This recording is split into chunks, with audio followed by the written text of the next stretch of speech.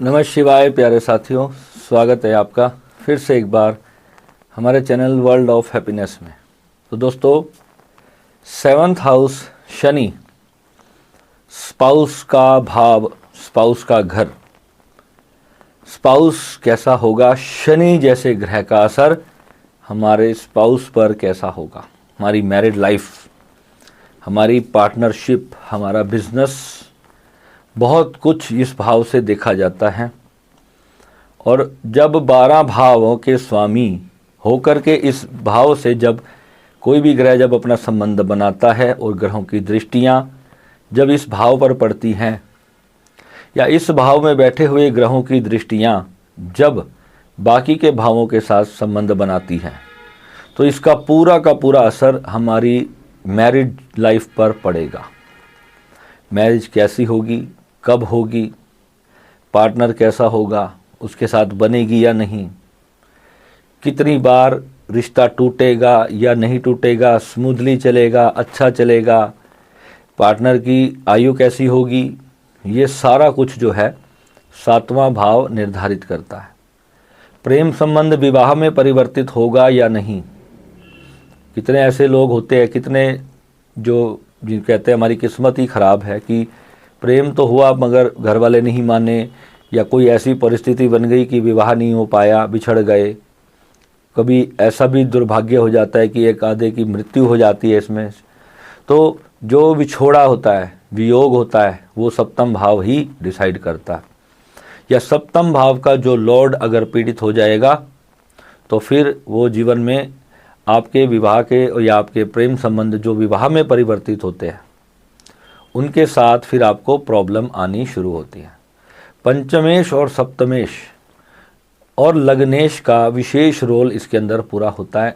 सिर्फ ऐसा देख करके कि 7वां भाव में शनि बैठा है तो हम शनि जी को इसमें गलत नहीं मानेंगे, क्योंकि वैदिक कहता है कि शनि जो है वो भाव की वृद्धि करते हैं। और जब मेरा एक्सपीरियंस मैं देखता हूँ तो जिनके भी 7वां हाउस में शनि हो या 7वां का लॉर्ड भी जिनका शनि हो, तो मैंने आज तक के एक्सपीरियंस में उनकी मैरिड लाइफ कभी हैप्पी नहीं देखी। ऐसा क्यों? अगर वैदिक सही लिखता है तो फिर तो ऐसा होना चाहिए ना वैदिक के हिसाब से। जब हम पूरे योग देखते हैं ना कुंडली में, तो तब जा कर के पता चलता है कि एक्चुअल में लाइफ डिस्टर्ब हो कहाँ पे रही है, कारण क्या बना। देखो, दोनों व्यक्तियों की जन्म कुंडली निर्धारित करती है इस चीज़ को। ऐसा नहीं है कि एक विवाह में एक व्यक्ति बहुत अच्छा है और दूसरा व्यक्ति बहुत बुरा है, उसका स्वभाव बुरा हो गया, तो वहाँ पर आप अपनी कुंडली को दोष नहीं दोगे कि मेरी वजह से ही मेरा ये रिश्ता खराब हुआ। कहीं ना कहीं पे हमारे जो स्पाउस होते हैं ना, कई बार उसके ऊपर कोई ग्रह के प्रभाव होता है जिसके कारण से एक अच्छा खासा रिश्ता बर्बाद हो जाता है। और ये पूरी जीवन का एक रीढ़ है 7वां भाव।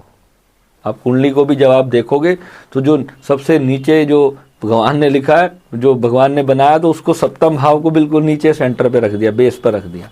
क्योंकि एक खुशहाल जीवन का बेस आपके पति, आपकी पत्नी कैसे होंगे, आप दोनों का स्वभाव, आप दोनों में प्रेम पूर्ण रिश्ता कितना गहरा होगा, यही तो निर्धारित करेगा।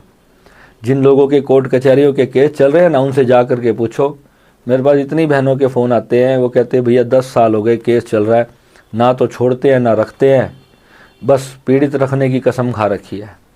तो मैं उनको बताता हूँ ना, जब उनकी कुंडली में जब दोष देखते हैं तो ऐसी ऐसी प्रॉब्लम होती है, वहाँ पर ऐसे ऐसे ग्रहों के योग बने हुए होते हैं। और विवाह करने से पहले इस चीज़ को अगर आप देख लेंगे, अच्छे से अपना एनालिसिस बढ़िया से करवाएंगे, तो आप यकीन मानना कि आप एक ऐसे इंसान से बच सकते हैं जिसके साथ आपको कल को पीड़ा अनुभव हो। और ऐसा नहीं हो कि आपकी कुंडली में दोष हो तो फिर आप किसी और को भी, मैं तो ऐसे बहुत सारी कुंडलियाँ आती है, मैं उनको क्लियर बोल देता हूँ, बहन आप शादी मत करना, क्योंकि आप शादी करोगे तो सामने वाले की ज़िंदगी बर्बाद कर दोगे आप। मैं उनको मुंह पे बोल देता हूँ, क्योंकि उनकी कुंडली में ऐसे योग होते हैं, भयंकर एक्स्ट्रा मैरिटल अफेयर्स के योग होते हैं। तो मैं वहाँ पर मना करता हूँ कि तुम्हारे देखो जीवन में आने का एक मकसद है, एक गोल लेकर के पैदा हुए हो तुम लाइफ में। और जब तुम देखते हो वहाँ पे महिलाएं मुझे कहती है कि भैया हम तो फैमिली के अधीन है, हम तो करना तो नहीं चाहते शादी, बोलती हैं साफ, शादी नहीं करना चाहते मगर फिर भी घर वाले प्रेशर करा के करा देते हैं। तो फिर अपने हस्बैंड से मन नहीं भरता या सेटिस्फैक्शन नहीं फील होती है। वो सेटिस्फैक्शन लेवल सब कुछ कौन बताएगा? वो सप्तमेश आपका बताएगा और पंचमेश आपका बताएगा, और आपके स्पाउस की कुंडली में वो योग होना बहुत ज़रूरी है। ऐसे कितने योग आते हैं कि जो ये हमारा जो ना गुप्तांगों का भाव है, सप्तम भाव जो है हमारे, अगर सप्तम भाव पीड़ित होगा तो जो गुप्त रोग भी होने के जो डर होते हैं ना, वो भी सारे इसी भाव से देखे जाते हैं। रोग के लिए सिर्फ छठा भाव नहीं है, सप्तम भाव में अगर पीड़ित हो जाए सप्तम भाव तो उसमें भी चांसेस बनते हैं फिर ऐसी चीज़ें होने के। तो डीपली मैं आज आपको इसके ऊपर बताने वाला हूँ कि शनि जब आपका 7th हाउस में होता है ना, तो ये एक्स्ट्रा मैरिटल अफेयर्स को बढ़ाता है, क्योंकि भाव की वृद्धि तो करता ही है। मगर यहाँ पर प्रॉब्लम क्या देता है?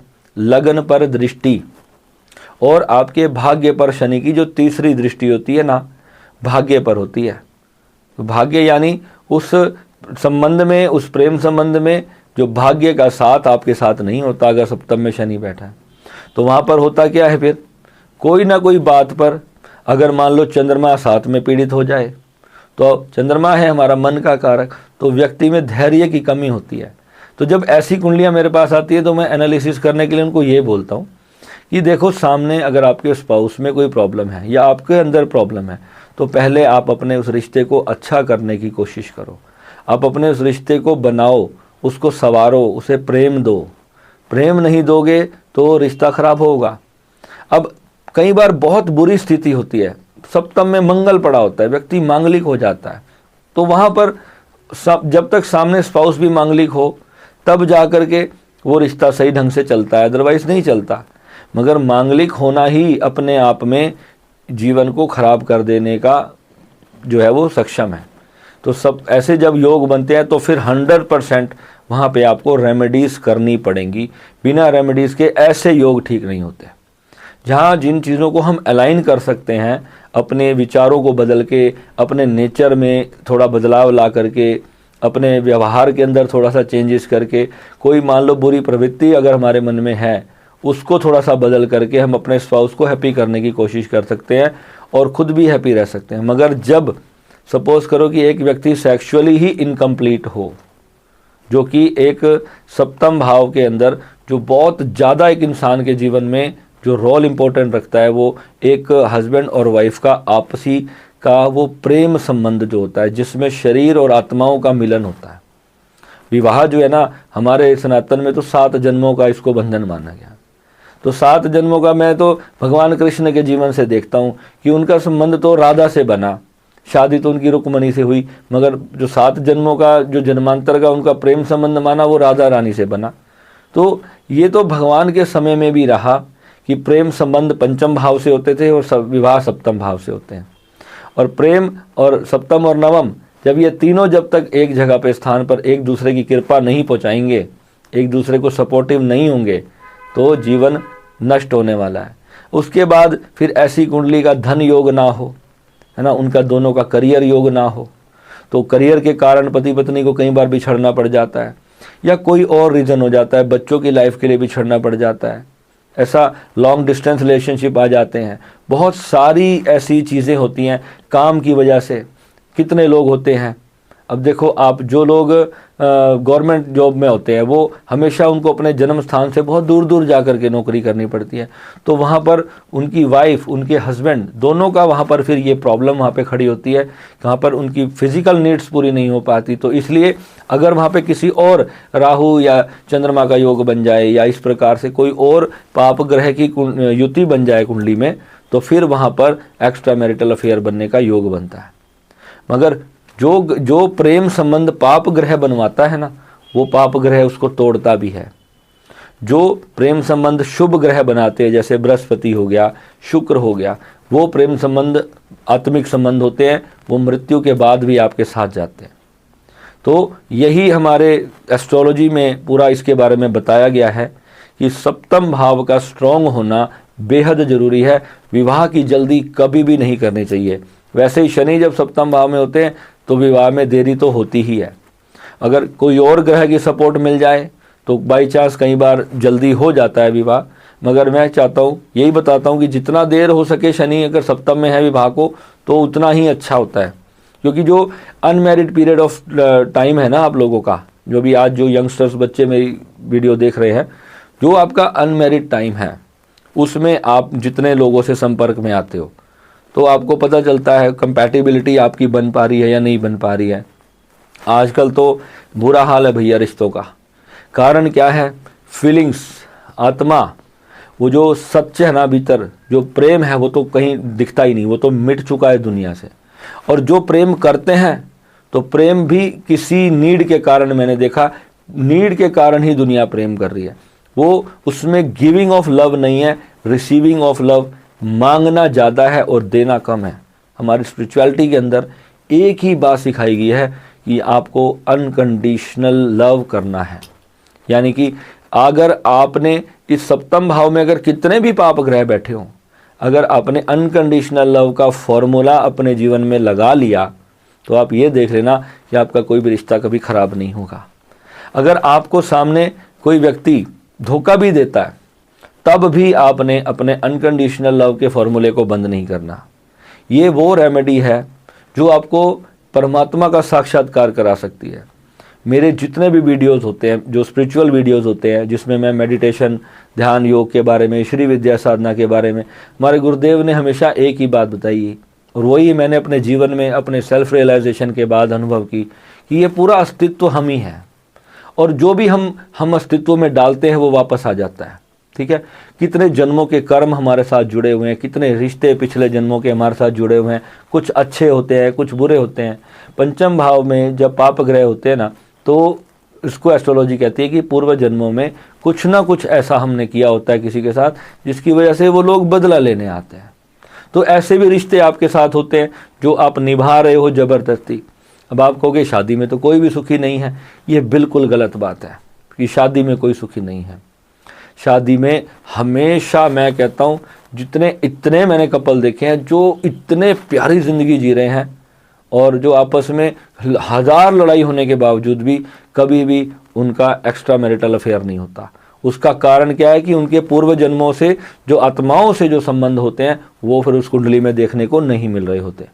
क्योंकि इस लाइफ में आप अपना लिया दिया, जो भी आपका जन्मों जन्मांतरों का जिनके साथ संबंध होता है, यही सप्तम और पंचम और नवम का सारा खेल है। भाग्य में जो आएगा वही तो सप्तम में बैठेगा, वही तो पंचम में आएगा। अगर अच्छा बैठना परमात्मा ने तो अच्छा बिठाएगा, और पाप ग्रह है, बुरा ग्रह है, तो बुरा व्यक्ति आपके जीवन में आएगा और जो आपकी लाइफ को डिस्ट्रॉय करेगा। पाप ग्रह भी शुभ हो सकते हैं। यहाँ पर ये मत समझ लेना कि शनि बैठ गया तो वो बुरा इंसान ही आपकी ज़िंदगी में आएगा। मैंने ऐसी ऐसी कुंडलियाँ देखी है जिनके सप्तम में शनि है और बहुत अच्छे उनके स्पाउस उनको मिले हुए हैं, और बिल्कुल हकीकत है ये बात। वहाँ पर जब शनि जैसा ग्रह भी हो, अगर वो शुभ अवस्था में बैठा है, शुभ यानी अपनी मित्र राशि में बैठा है, या अपनी 10 नंबर की राशि में बैठ गया, 11 कुंभ नंबर की राशि में बैठ गया, है ना, तो वहाँ पर बैठ करके फिर शनि खराब फल नहीं देगा। बस शर्ते वो अपने 7th हाउस पे दृष्टि ना करे। अगर शनि की दृष्टि खुद 7th हाउस पे आ जाए तो फिर गड़बड़ हो गई।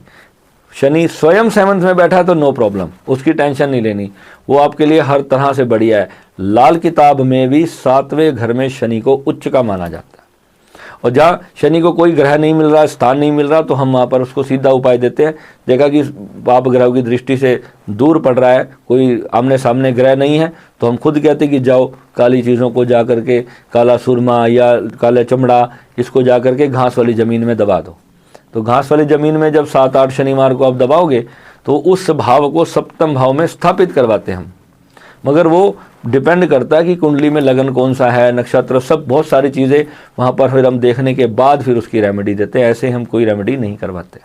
ठीक है, चलिए, तो अभी आपने समझिया कि सप्तम भाव में शनि कैसे काम करेगा। अब यहाँ पर देगा क्या, ससुराल अच्छी नहीं होगी, यानी ससुराल के साथ हमेशा कोई ना कोई गड़बड़ बनी रहेगी, क्योंकि शनि है भैया, कुछ तो गड़बड़ रहेगी। हर चीज़ को धीमा करना शनि का काम है। उन्नति देंगे मगर धीमे धीमे, बहुत धीरे स्पीड से चलेगा। ठीक है, यहाँ पर स्टार्टिंग में कुछ लोग होते हैं जो जॉब करते हैं और धीरे धीरे जॉब छोड़ते छोड़ते वो आपको इतना टैलेंट दे देते हैं कि आप फिर वहाँ से बिजनेस की तरफ चले जाते हो। जिस चीज़ में आपने जॉब करी, पता चला 10 साल के बाद उसी का ही आप बिजनेस में आपने डेवलप कर लिया। तो ये भी शनि सप्तम भाव में बैठ करके आपको देंगे। फेमस पर्सनैलिटी आपको बनाते हैं। सप्तम भाव में जब शनि हो, फेमस पर्सनैलिटी बनता है, नेम फेम यहाँ पर आपको देते हैं। डिले जरूर होता है शादी में, मगर शादी अच्छी होती है क्योंकि शुक्र उनका मित्र का घर है। ठीक है। आलसी आपको बहुत ज़्यादा बनाएंगे क्योंकि लगन पर दृष्टि होगी। शरीर में कई बार स्वास्थ्य की संबंधी दिक्कत आती है। शनि बहुत ज़्यादा खराब अवस्था में हो सप्तम भाव में और फिर लगन पे दृष्टि पड़ रही हो, तो फिर समझो कि खतरनाक एक्सीडेंट्स और बीमारियों का और चोट लगने का भी फिर पूरा का पूरा डर वहाँ पर होता है। गंभीर रोग जितने भी होते हैं वो शनि और राहु के कारण बनते हैं। गंभीर रोग, आप मैं नाम भी नहीं लेता ऐसे रोगों के, और ना ही आप ऐसे रोगों के बारे में कभी सोचना। जितने भी भयंकर रोग होते हैं जिनके कारण कई कई साल तक हॉस्पिटलों में ट्रीटमेंट लोगों के चलते हैं, तो वहाँ पर शनि और राहु इन्वॉल्व होते ही होते हैं। इसलिए मैं कहता हूँ कि इन दो ग्रहों को तो वैसे ही शुभ करते चलो, बाद में डॉक्टरों को 5-5, 10-10 लाख देने से अच्छा है कि छोटे छोटे उपाय करते चलो जीवन में, और अपने जो है बीमारियों से और बुरी चीज़ों से हमेशा अपने आप को, अपने परिवार को यथासंभव बचा करके चलो। ठीक है। अब यहाँ से ये 4th हाउस का 4th है। ठीक है। 4th हाउस आपका घर का है, आपके मकान का। तो जब भी आप अपना मकान बनवाएं तो मकान के अंदर बहुत सारा लोहे का प्रयोग करें। लोहे का यानी जो मकान के जो खंबे होते हैं, जो बेसमेंट बनाते हैं, जो नींव बनाते हैं मकान की, तो उसके अंदर जितना ज़्यादा आप लोहे का प्रयोग करोगे, यानी वो जो बनाते हैं ना पिलर्स वगैरह बनाते हैं लोहे के, तो उसको आप थोड़ा और ज़्यादा रखवा दो, उसको और मजबूत भारी सरिये से उसको लगवाओ, ताकि जो है शनि आपके नींव में स्थापित रहे। ठीक है। लोहा शनि है, तो जब आप उसको 7th हाउस में यानी कि ज़मीन में दबा रहे हो, जब आप नींव बना रहे हो, तो वहाँ पर लोहा उसके नीचे आपका जाएगा, तो ये जो है उस मकान के लिए बहुत शुभ होगा। ठीक है। तो ये भी हमारे गुरुजी ने हमारे को बताई थी, मैंने कहा चलो ध्यान में आ गई तो रैंडम आपको बता दिया मैंने। ठीक है। और अपने जो रिश्ते हैं, ठीक है, रिश्तों में आपको अपने परिवार वालों को, ख़ास तौर पे भाई बहन, उन लोगों की आप यथासंभव जो आप कर सको, चाहे वो ज्ञान से, आपके एक्सपीरियंस से, फाइनेंशियली, प्यार से, केयर से, हर तरह से अपने भाई बहन की सपोर्ट आपको करना चाहिए। तो आपका ये शनि आपको बहुत ही प्यारा रिजल्ट देगा। यानी कि अगर आप अपने भाई बहनों के साथ संबंध अच्छे रखोगे तो आपके स्पाउस के साथ आपके रिश्ते अच्छे होंगे, आपके प्रेम संबंधों में आपको लाभ मिलेगा, वो रिश्ते आपके संवरेंगे। ठीक है। शनि का दान यहाँ पर मैं ऐसे ही किसी को सजेस्ट नहीं करूँगा, जब तक कुंडली नहीं देखूँगा दान मैं यहाँ पर शनि का कभी भी नहीं बोलूँगा। अगर पाप ग्रह की दृष्टि पड़ रही है, शनि की दृष्टि सूर्य पे पड़ रही है, तो वहाँ पर सूर्य को बलवान करना और शनि को कमज़ोर करना चाहिए। ठीक है। रिजल्ट देखना चाहिए कि हम किस पीरियड ऑफ टाइम में अपनी लाइफ में क्या रिजल्ट चाह रहे हैं, उसके हिसाब से हमेशा रेमेडी की जाती है। ऐसे नहीं है कि बैठा शनि सप्तम में और कर दिया काली चीज़ का दान, ऐसे नहीं करना। तो देख समझ के उसको पूरा करना है। ठीक है। कोर्ट केस जब भी यहाँ पे बने, कोई भी कोर्ट केस आपको हो जाए, बिजनेस से रिलेटेड हो या ख़ास तौर पे आपके स्पाउस ने आपके ऊपर केस कर दिया, तो आपको वहाँ पर हमेशा ध्यान रखना कि जितना उस केस को डिले करोगे आपके लिए उतना लाभदायक होने वाला है।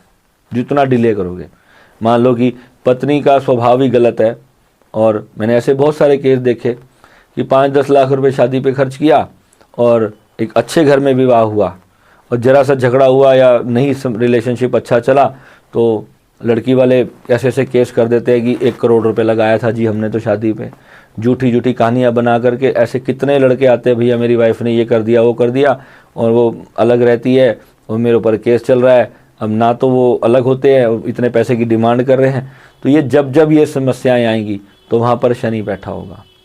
तो पहली बात तो जब परिवार में रिश्तों में ऐसी खटास आनी शुरू हो जाए, उसी टाइम अवेयर होना बहुत ज़रूरी है। ठीक है।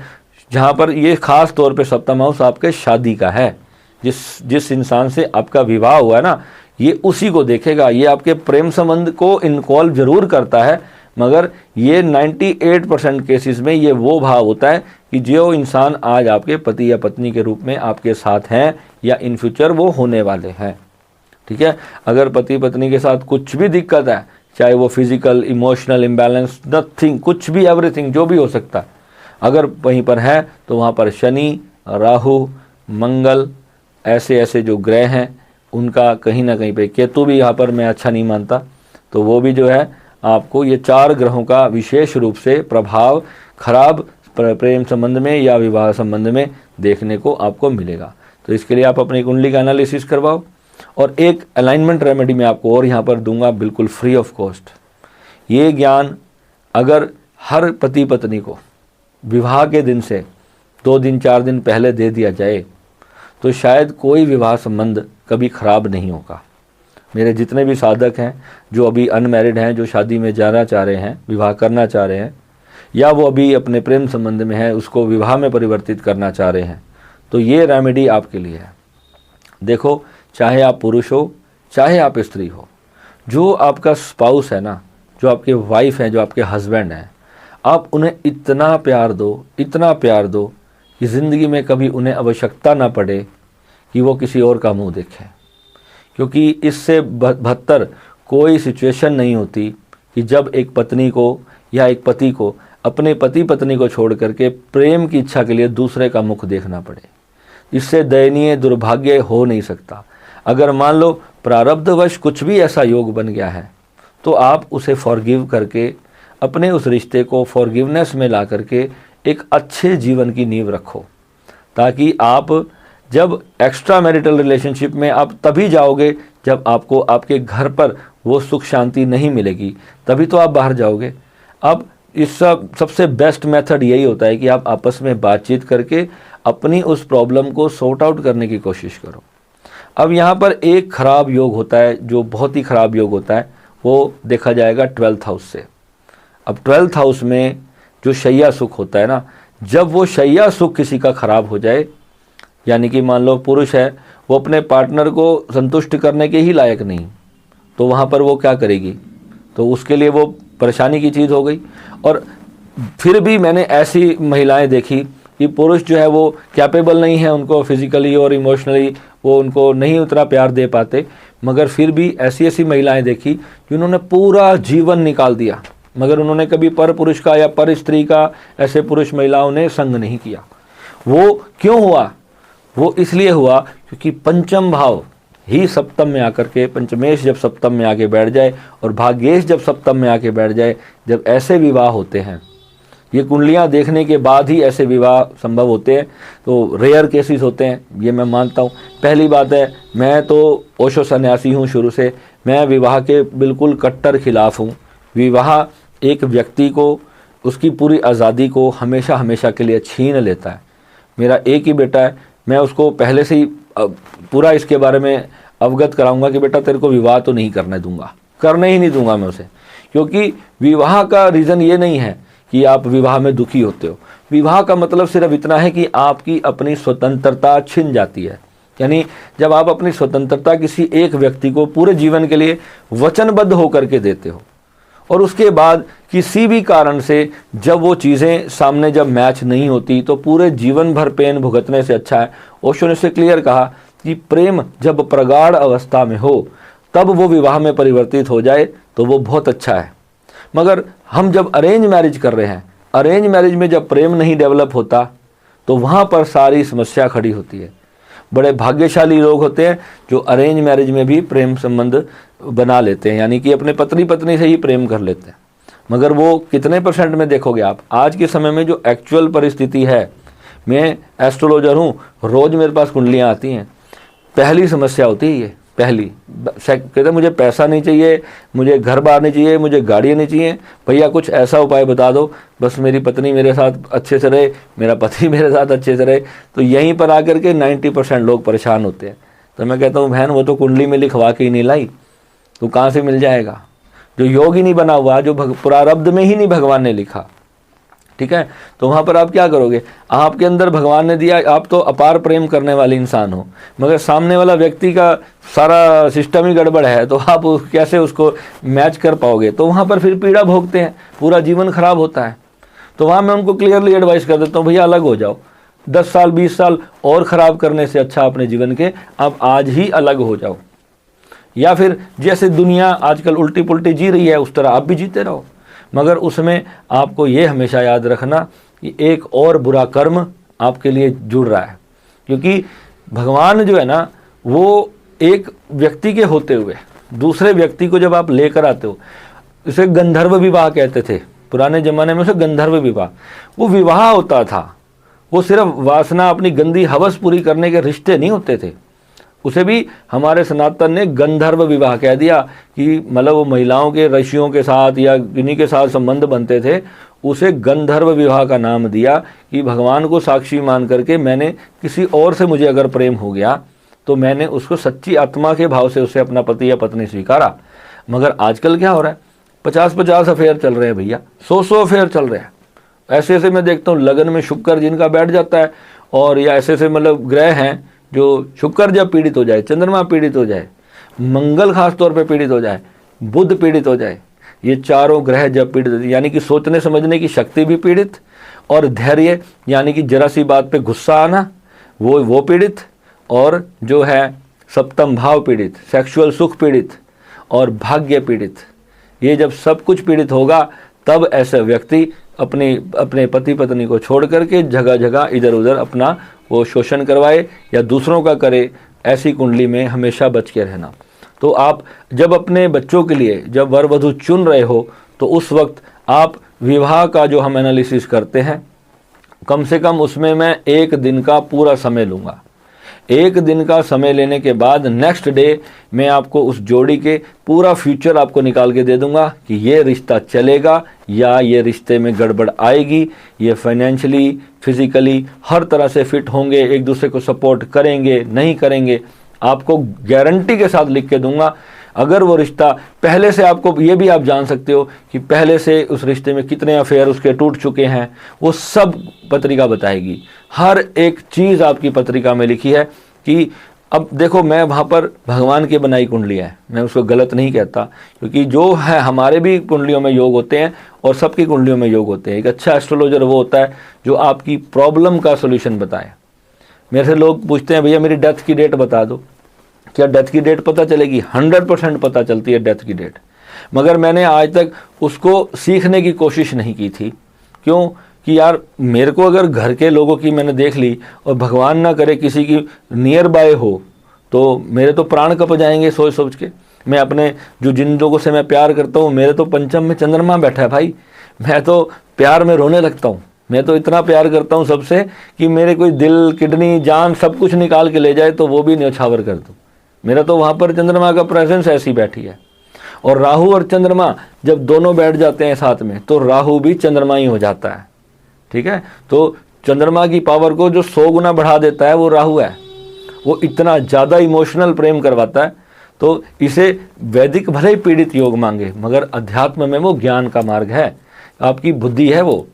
तो वहाँ पर जब आपकी बुद्धि में छल कपट ही नहीं है तो ऑब्वियस सी बात है कि लोग आपको छल कपट होगा, आपके साथ छल कपट होगा।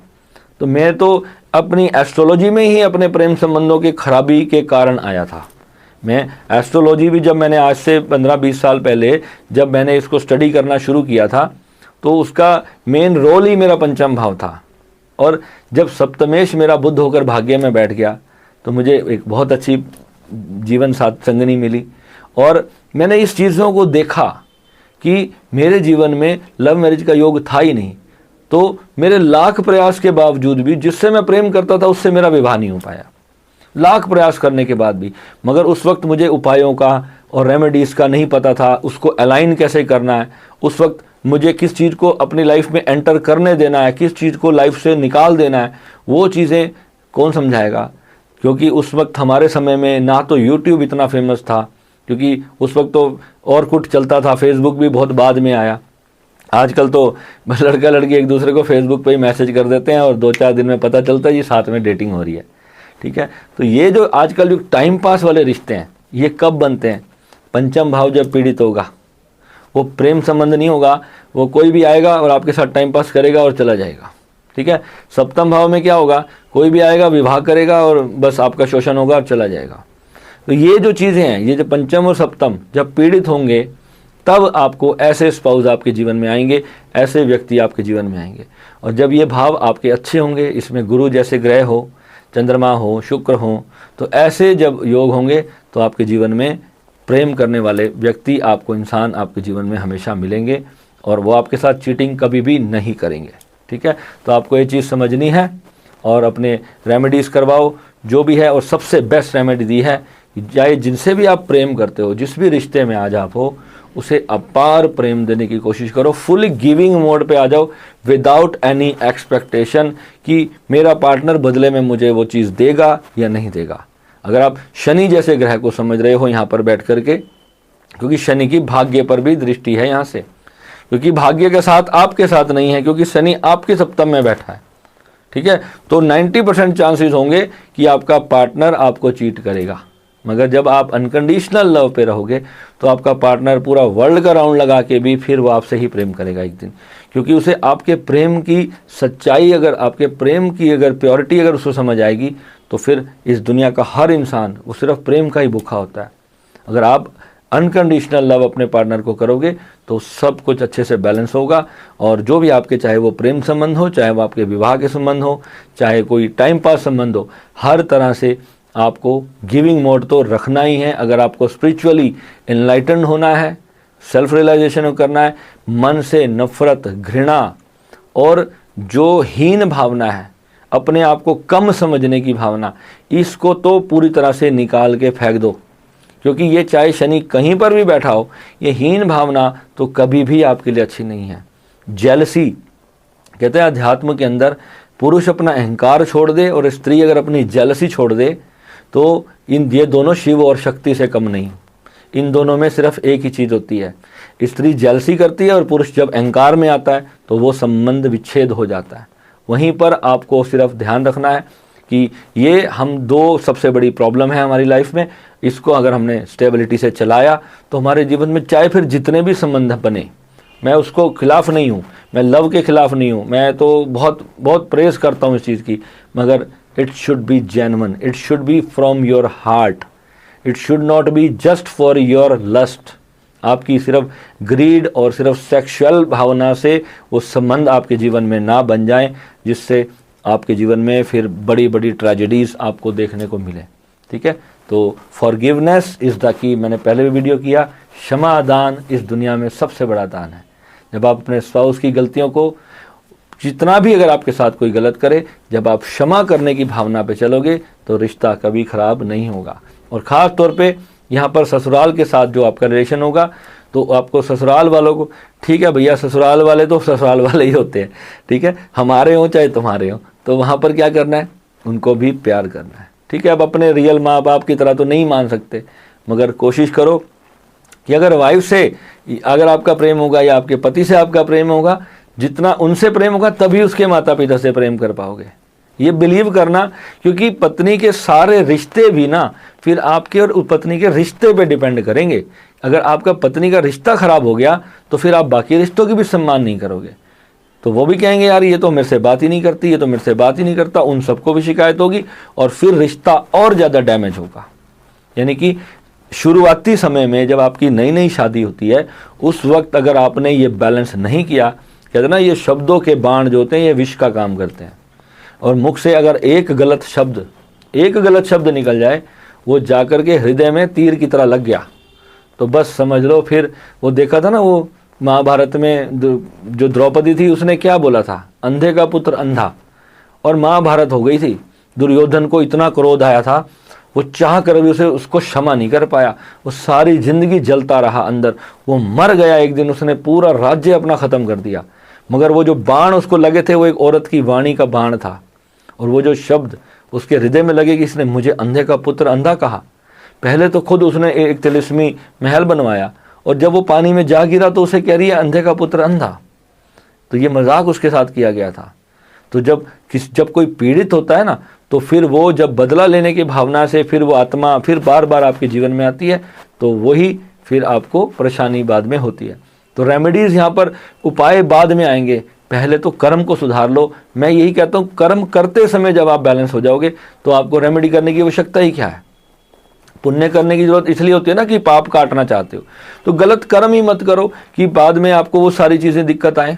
ठीक है, तो जो भी आपका रिश्ता है परमात्मा ने आपके जीवन में लाए हैं, आप उसका सम्मान करो और उसको खुशी से अपनी लाइफ में एनालिसिस करके फिर आप अपना चलाओ। ठीक है।